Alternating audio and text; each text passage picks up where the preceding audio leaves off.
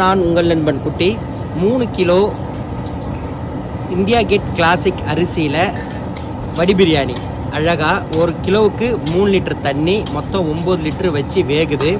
இந்த பக்கம் 3 kilo mutton போட்டு அப்படியே மசாலா கொதிக்குது கேஸ் அடுப்பில்.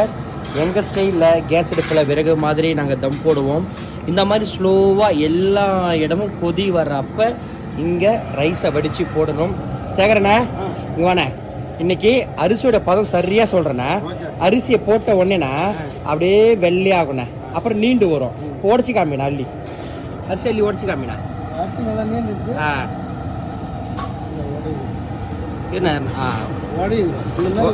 உடையதாண்ணா? சரி, துண்டு துண்டாண்ணா. சரிண்ணா.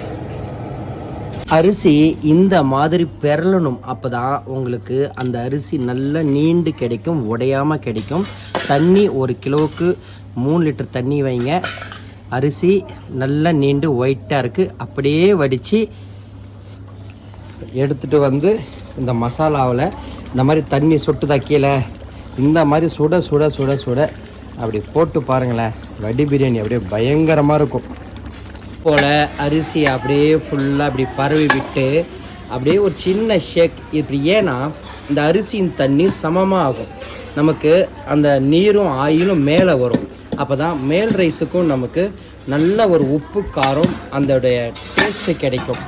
இப்போ இன்னும் கொஞ்சம் அரிசியை மேலே கொட்டி அப்படியே படர்ந்து விட்டு நம்ம எப்பவும் போல் இந்த கண்ணாடி பின்புறம் இருக்கு இல்லையா, இதை ஒரு ஜிக்ஸாக் மாதிரி.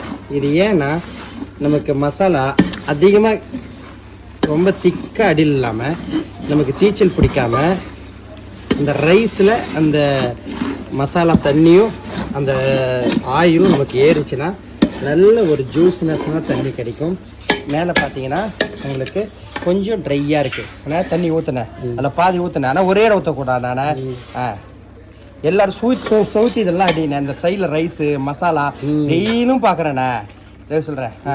இப்போது தண்ணியும் அரிசியும் நல்லா தலை சமமாக இருக்குது. இந்த மாதிரி தண்ணி அரிசியும் தம் போட்டால் தான் நல்ல லென்த்தியாக உதிரியாக சூப்பராக கிடைக்கும். தம் உடைச்சி காமிக்கிறோம் பாருங்கள். அப்படியே பெரட்டி போட்டு ரைஸை அள்ளி காமிச்சுன்னு வச்சிங்கண்ணா, இந்த மட்டன் பிரியோட மினுமினுப்பை பார்த்தியாண்ணா, அதுதானே அரிசி எவ்வளோ லென்த்து வந்து அப்படியே குளுக்க கொட்டுண்ணா. நான் உங்கள் நண்பன் குட்டி.